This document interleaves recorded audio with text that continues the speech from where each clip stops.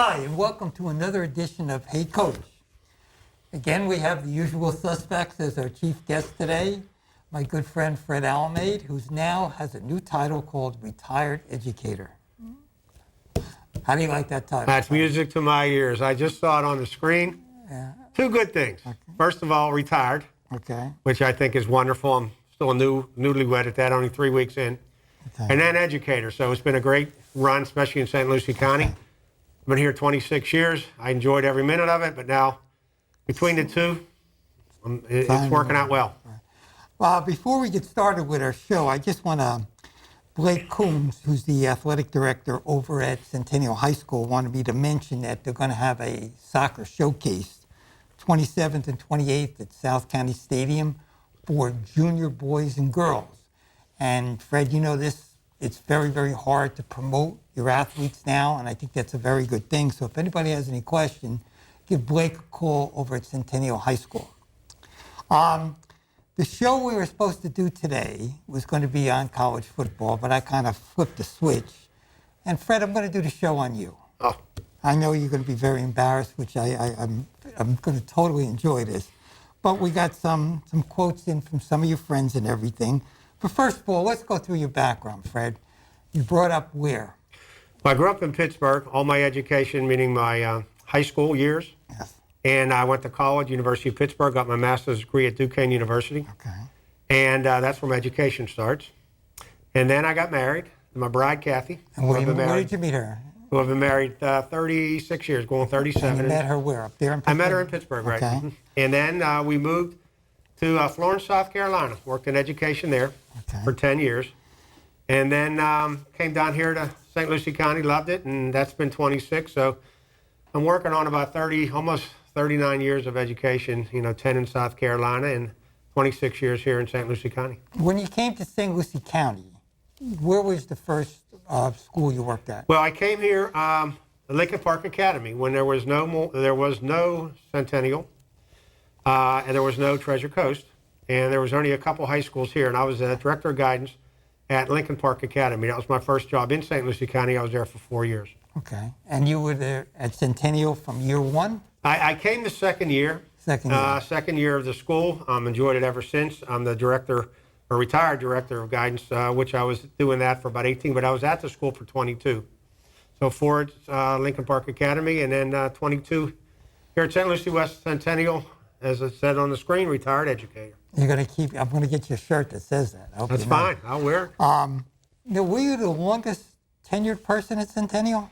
I don't know if I'm the longest tenured person, but, it was great because, John, you worked there for many years.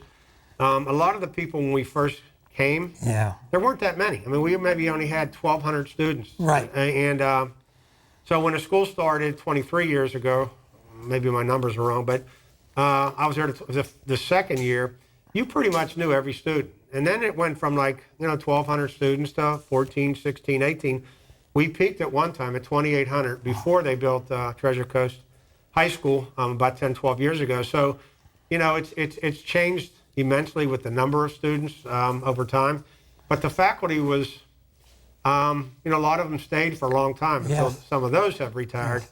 So am I the longest tenured? I don't know, but it was fun working with the people when I was there. And a few of your friends have given me some quotes to mention to you. Your guidance counselors, Daisy, Rita, and the whole crew, commonly known as Freddie's Angels, okay? We're going to miss you, and you want you to enjoy your retirement. But I know you had a great group, and like you said, you didn't really have that much turnover in the guidance department. Yeah, we were lucky. One thing about Centennial, as I said before, once you were there, you became like a little family. And if you think about it, I work with, especially like Miss Diaz, Rita Markowitz, who was there. A lot of them, for over 10 years or so, with Daisy almost 15 or 18 years. And, when you're there every day, the daily grind, it does become like a family. You become ingrained in what's going on in their life, what goes on in your life. And, the common goal is to help the students at Centennial. But it was really nice. I was just really blessed to work with those people. Right. And our good friend Gina Luther, who was our assistant principal, wanted me to mention that you were the most down-to-earth school counselor that she had ever worked with. And you got her through the tough times by making her laugh. And I know we'll get into it a little bit later, how much you helped me in the tough times. Well, you know, I was lucky because you asked me where I grew up in Pittsburgh, and my parents were great. And, you know, they teach you to be humble. And my father worked in the steel mills. My mother cleaned office buildings in downtown Pittsburgh. They had high school educations, and they strived for their kids to be better. I have 3 other brothers. They're all educated. You know, I'm the only one in education, although my one brother has a PhD. And, you know, you kind of learn from your parents, and then you do the best you can, and hopefully it rubs off on everybody else. And, you know, my children, I hope it, you know, rubs off on them. And talk about PhDs, my son Anthony wants to give you credit now that he's Dr. AJ. You know, you were his 10-year-old boy soccer coach. You know, and AJ got a master's from FAU, and now he got his PhD from Georgetown, and he's a doctor in cancer research. And he always wants to thank you for giving him the easiest schedule in the world at Centennial. Well, I saw early on his soccer ability, so I think the academic world was better for AJ. But it really is an accomplishment to you and him, of course, you know, to where he's at this point in his education with his PhD. And, you know, that's, I think, the first time I met you and all the years we worked together. And some of the things that we have done, like, I mean, you were like the guru for eligibility in the county. And all the athletic directors, you know, Jill and Dan Cuomo and Danny Neinstein and Jay would call and say, get Fred on the phone. I want to check this guy's eligibility. Now, you can do the eligibility by pressing a button. Back then, what did we have to do? We had to divide by the number of classes times how many points you would get. I think 14 was the magic number. Yeah, you know, here's the thing, and we've been in education a long time, and I've been in Florida, you know, again, 26 years, is that everything has changed. Yeah. Some for the better and some not for the better. And, you know, you talk about, you know, how to figure things out by hand. Back in the day, there were no computers. You know, when I started in guidance, we had hand records. There was no computers, making schedules by hand. Then, you know, you get into the, as you said, the eligibility. You got to do the GPAs. Sometimes you can't count on the computers. That's where we came in. Right. So, you know, everything has changed over the years. Sometimes you got the old adage, do it yourself. You know it's going to be right instead of the computers. And I think that's what you're referring to, how we worked as a group, meaning you as the ADs. And, you know, I was happy to help you get everything straight. And then also, I think you'll remember this very fondly. If a student was eligible back then, they still do now, but back then even more, they had a right to appeal. So what happens is that you and me had to take a trip to Bradenton and we had to present the appeal, like we were the attorneys for that student, trying to get him eligible because maybe there was some reason why he was under. And back then, if the appeal was denied, the student would have to pay for all the fees and everything, which was around $500. So there's a little pressure on us. But I think we only lost one. I think we're like 10 of 11. And I think if I remember that one case, the young man wasn't real honest with us. And, you know, they looked at him and said, why were you out of school? Well, when he was in Orange County, he said, well, I was sick. And he says, well, this says something about your discipline. You know, well, I got into 3 fights. And, you know, we're looking at each other like he said. He didn't tell us. But we had some nice trips over to Bradenton. I remember the one time we got lost in a fog, right? Well, again, what you're talking about is how things have changed. Nowadays, they'll just either FaceTime, because back then, I don't even think they had cell phones when we were going over there. Right. So you had to drive 3 hours to do a 5-minute, 5-minute hearing. Right. They told you right away a yes or no, and then you had to get in the car and drive 3 hours back. Now they're doing everything on FaceTime or on computer, Zoom or whatever. So again, that's one of the better benefits of it. But it was fun working with you and you know, going through all our different scenarios, trying to keep our kids eligible at Centennial. Right. In 2 other situations, I think we had a lot of fun. Is you were the voice of the Eagles at the stadium, okay, and also in our gym that you and your wife, Kathy, kind of ran the gym. And I would say in my 18 years there, we must have had 1,000 games in that gym, boys and girls. Do we ever have a problem? Yeah, never had a problem. You know, here's the thing. Sometimes, and this is my pet peeve, you know, when you go into education, it's more than just going to school, punching the clock, and going home. And like with my wife, we both enjoyed, and I coached, but my wife liked doing the games, and we just kept doing it. It became enjoyable. Sometimes it became a pain, when things didn't go right with the clock or whatever. Or when you had fans behind you. We had too many fans, things got a little crazy. And then like the announcing, that just came out of the blue. Right. I mean, I have no experience in that, and kind of did that for almost 20 years. And it was fun, Friday nights football at Centennial, Right. and everything kind of, you look back and you go, what, how'd that even happen? But, again, my pet peeve is, and I'm hoping that younger, anybody going into education that's a younger educator gets involved in the school in some way. Right. My way was, with education was with the athletic part of it, because I was so involved in the academic part in the guidance area. But it makes not only your life fulfilling, but you're helping students who see you in a different role. And, the school sees you in a different role, too, which was kind of nice. And we had a nice routine that, when Coach O'Neill had that nice run in the early 2000s that we were winning 10 games a year and going 2 or 3 rounds in the playoffs, great parent support back then. And we had a nice setup at the stadium, where you would, give your routine, all the games, and everybody was aware of how you were going to speak and what you were going to say. It's amazing, and again, we're talking 26 years. When they built Centennial, and people go to South County Stadium and they see what it looks like now, they don't realize that the opposite side of where the press box is now was actually the only stands. That was the main stands. We weren't as big school-wise, so you didn't have as many people going to the games. And we used to broadcast the games that we do now in the press box outside. Outside. So when it rained, you got wet. They built us a little. Mr. Ignacia did that. Yeah, right?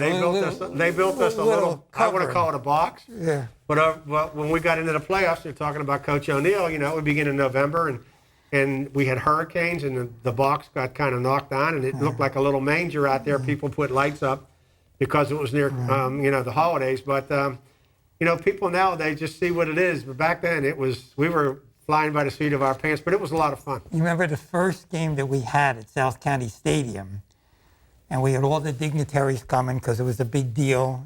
Treasure Coast wasn't there, so it was really our stadium.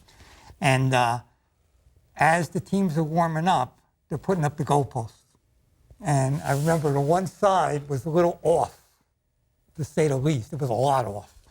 And I think we ended up kicking the extra points and the field goals down the closed end all the time. Well, that's what I was going to say. Yeah. The one side of the stadium, before they figured it out, when we were fairly good at that time football, we would score so many points, they would kick the ball into the open area that goes over the ravine into the mud. Right. And they were running out of balls. So they had to go for 2 points. Yeah. And then when they got to the point and said, we got to go, they had kids jumping over fences into the mud to retrieve the ball. So, it's a lot different now, but back then it was trial and error. And another thing that you really helped me out on is when we hosted the state baseball tournament for 4 years, I gave you that dugout. That was your dugout. You took care of the teams, and that was a lot of fun. Yeah, that was nice time for St. Lucie County and Centennial, who was the host team. For your coaching situation, you coached both baseball and basketball for a long time. Let's start with basketball first. You were the assistant coach to Coach McCarty when you first started. We had some good teams. Yeah, well, again, when we started out, there was no Treasure Coast and there was no Centennial. So, the schools that we had were really strong in sports. So when they created Centennial, we got a combination of some kids from Port St. Lucie, some kids from Lincoln Park, of course, that didn't want to go there, wanted to transfer over, and we had kids from Central. So, your sports teams were very good. So I coached with Coach Rick. I think we were there 5 or 6 years. We won 3 district titles. We should have went to the state one year. We kind of messed that up. But it was a lot of fun. We used to pack the gym. The gym. And people today to go to games go, what are you talking about? But back then, when the rivalries came, and it was either us or PSL, us and Central, the gyms were really crowded. We had to shut down the gate before the game started. Yeah. Now, 2 memorable games. Remember the one in Miami when we played Pompano Beach Ely? 98, 97. I mean, think of that for a high school game. And we scored at the end of the game, or they scored at the end of the game after the buzzer went off, right? To get the win. And you know, not only the boys basketball, but the girls basketball. Terrific. Teresa Ialucci and Roger Dorio was helping her back then, and Terry Seabury. They were very good at the time. So we would go from the boys playing in a big time game, not only for district, but going on in the state. And then the girls would play, and I ended up doing the clock with my wife, and those were sometimes more stressful doing those games because they were really competitive, and our girls were really good back then, as were the boys. And it just made for a fun fall, It was great. For 6 or 7 or 8 years, however that long that run was, it was a lot of fun. And you know, they used to ask me, well, why don't you play the boys and girls together one night? I says, I can't fit everybody in the gym. I couldn't fit people in the gym. But I think our most memorable game, we were playing a team from Fort Myers. I think it was the first or second round of the playoffs. Very close game. At halftime, I guess Fort Myers team had kind of blown a little bit of a lead, and we took a lead at halftime. Well, their coach went in the locker room, had a ball, was bouncing the ball, bounced it on the ground, went up, hit the sprinklers for the fire alarm. Never said a word. We start the second half. I'll never forget, Teresa Ialucci was there. She comes to me, John, we got a problem. I said, what's the matter? I said, it's flooded. I said, Teresa, it's not raining outside. She says, no, you don't understand. The sprinklers are going off. They're coming down the hallway, and it's heading toward the gym door. So I remember whispering to you, I said, Fred, we got to get this over with quick. And I'll never forget our principal, great man, Mr. Sullivan, and Jake Goldman, who was assistant superintendent. They rolled up their pants, and they're shoveling all the water out. And I'm saying to myself, I think it was my second year AD, how can you say a basketball game got postponed because of wet weather? But I mean, excuse me, that was one of our fun times there. With baseball, how many years did you do baseball? Yeah, I started the program with Mike Kuttner there.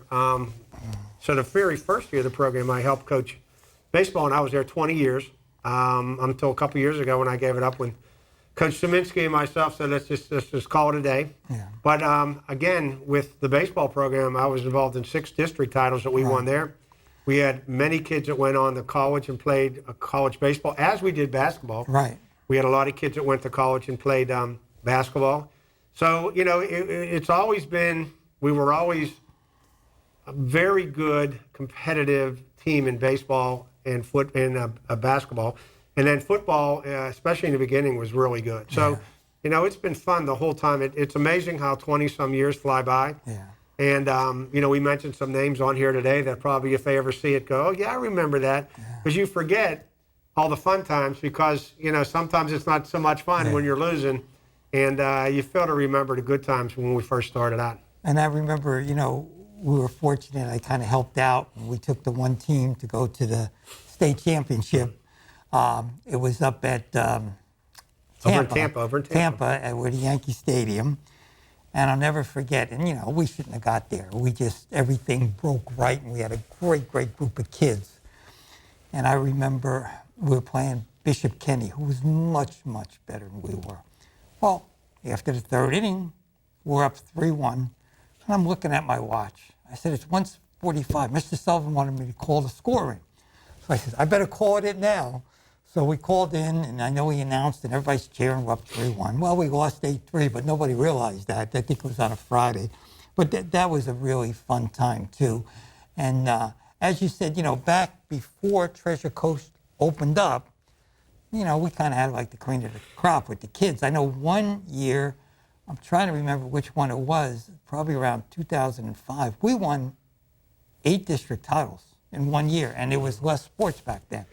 Yeah, you know, and also, you and I have been in this area so long that a lot of the kids that we coached, even as rival coaches, you know, you get to know the kids. And you go anywhere in the community and you see somebody, and it's nice that a lot of the kids still stayed here. And you know, you get to know them over, you're talking 20-some years. A lot of those kids have kids that are going to school. My wife worked in the KH for 20-plus years, and, you know, she would see those kids as they were, you know, small coming through. So it's not only what, when you were involved in where they go, if they're very good, but it's just that they became active members in the community, and a lot of them have really good jobs. And, they remember, like you remember, the good times. And they're always going to call you coach. Yeah. They're always going to call you coach. When I went to get my vaccine shot last week, I'm sitting there and the girl's looking at me. She says, Coach Messina. I says, yeah. I says, I played on the girls' soccer team and we're talking and this and that. I said, when are you going to give me the shot? She says, I gave it to you 5 minutes ago. We kind of been talking. But like you said, it's always coach, And one great thing that it was really good about you is that you always, the teams you coach, you could always help them out academically. Mm-hmm. You're always able to give them the right classes, when to start the clearinghouse, which is not called the clearinghouse anymore, Yeah, right? the eligibility. Yeah. Eligibility. Again, in my position as guidance counselor and guidance director, I was lucky because I saw both sides of it, the academic part and the athletic part. And even, it just kind of worked out really well on my whole career.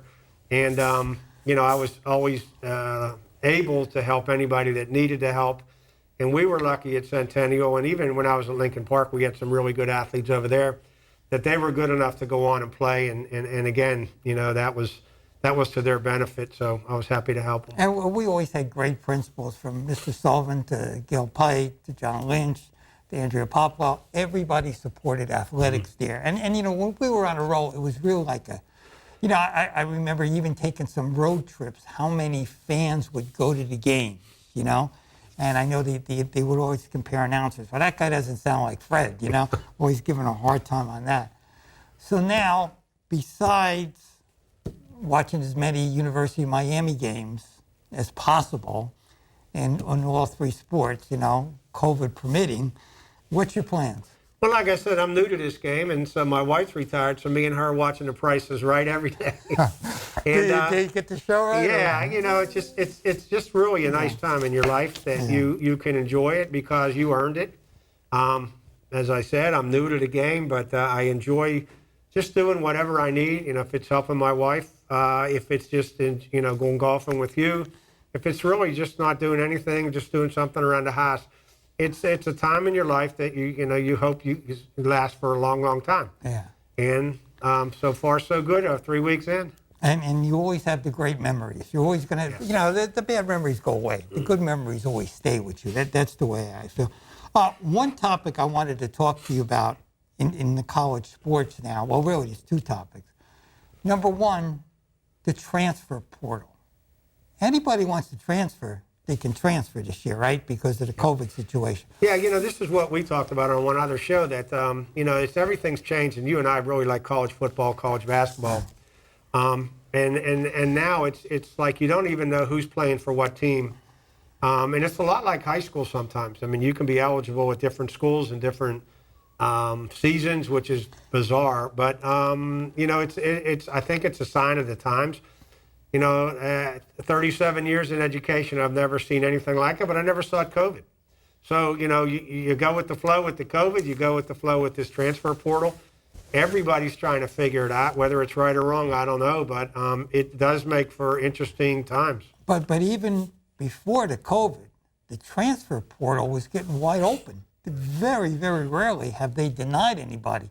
And now, I heard of 50-year seniors. Now you hear it's 6-year seniors. Yeah, you have some that, are working on 7 and 8 years, and I don't blame them if they can do it. It reminds me of somebody out of Animal House. They have a team way to go, but it is odd, yes. It's odd when you're that long, and I know the better players are leaving early to go into the draft, but then you have some of the people that are still playing. They have actually got their graduate degree, and they're 23, 24-year-olds playing against 18-year-olds, which is sooner or later going to have a problem with that.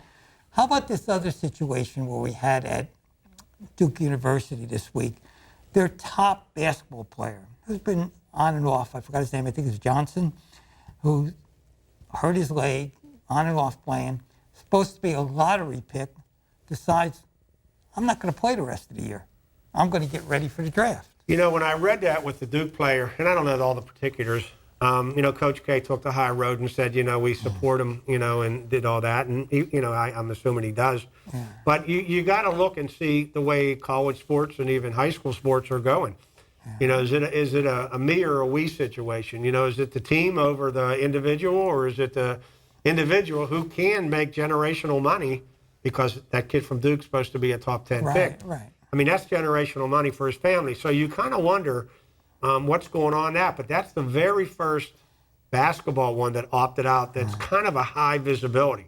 It's just like when McCaffrey, who plays for the Carolina Panthers now, but he was at Stanford. He opted out. Right. And I think, if I'm not mistaken, he was the first one to opt out of a bowl game. That wasn't a Final Four football bowl game, but he opted out. And so, you know, that kind of set the precedent for this happening all the time.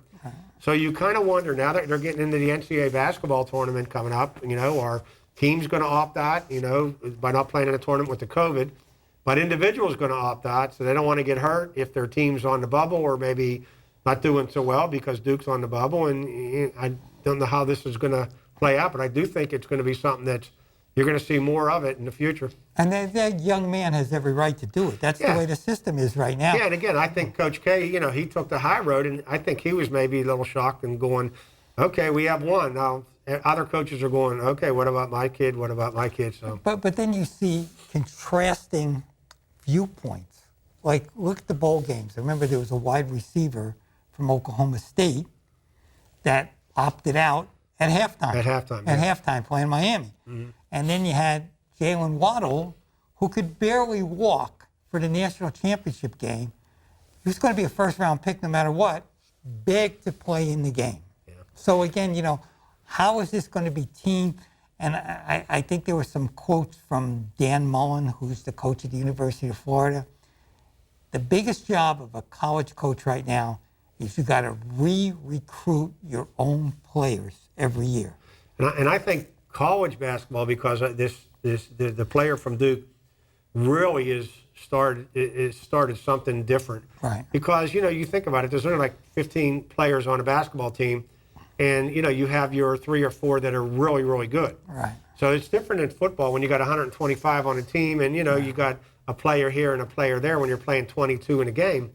But, you know, when you only have a handful of players in basketball and 1 or 2 opt out, boy, it makes you go, you know, from the outhouse to, you know, penthouse to the outhouse real fast. And you know, we have no idea what the future is going to be. Everybody says, what's the future? future? And COVID has kind of set the precedent. Sure. Yeah. What is it going to be like next year? We don't know. Mm-hmm. Well, Fred, I want to thank you very much. You've been a credit to working in St. Lucie County. You know, people that know you rave about you. People that don't know you ask me about you, and I kind of lie a little bit and say what a great guy you are. But I know you've been a great, great friend over the years, and you took care of me last year when I wasn't really feeling good.